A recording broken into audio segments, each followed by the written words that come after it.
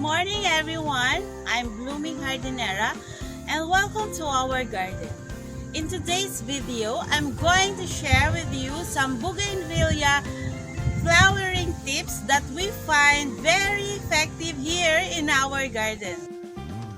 Bougainvilleas are at its best when it has full of flowers.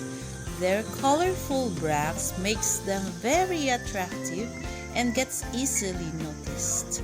That's why during their season, they are the favorite of the gardeners.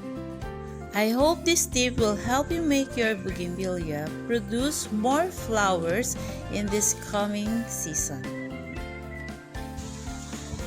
Tip number 1, fertilize. Weekly application of fertilizer to bougainvillea helps them get proper nutrients to produce flowers. We use complete fertilizer with NPK ratio of 14-14-14. We also apply slow-release fertilizers like Aspucat, which is good for 3 months. You can see it in their leaves when they're shiny and very green when your bougainvilleas are properly nourished. Tip number 2, pinching.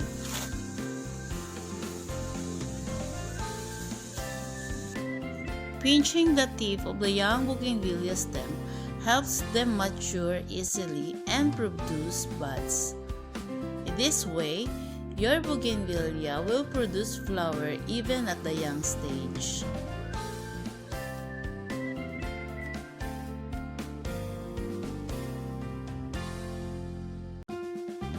Here are the result of our pinching.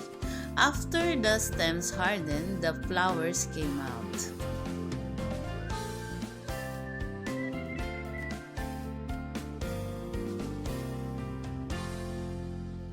Number 3, proper potting medium. For your bougainvilleas to bloom, it requires a well-drained potting mixture.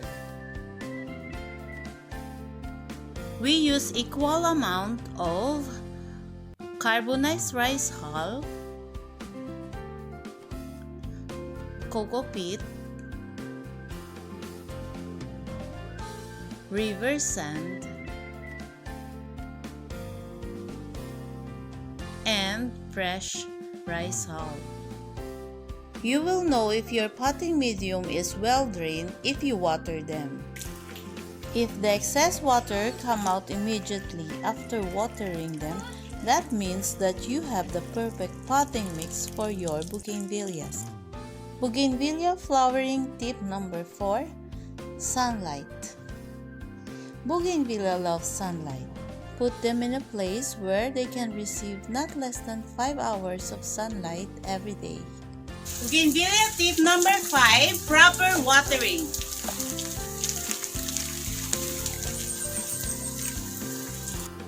The best timing to water them is when they are already dry. Make sure that the potting mix is dry before you water them.